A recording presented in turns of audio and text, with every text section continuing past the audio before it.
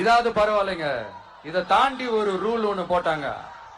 பஸ்ஸுக்குள்ளேயே இருக்கணுமா, பஸ் விட்டு வெளியில வரக்கூடாதா, கையை இவ்வளவுதான் தூக்கணுமா, இப்படியே வரணுமா, மக்களை பார்த்து சிரிக்காத, மக்களை பார்த்து கையசைக்காத, இப்படி எல்லாம். ஐயோ நானும் என்னவோ ஏதோ நினைச்சேங்க. செம்ம காமெடியா இருக்குங்க. I'm just enjoying like anything.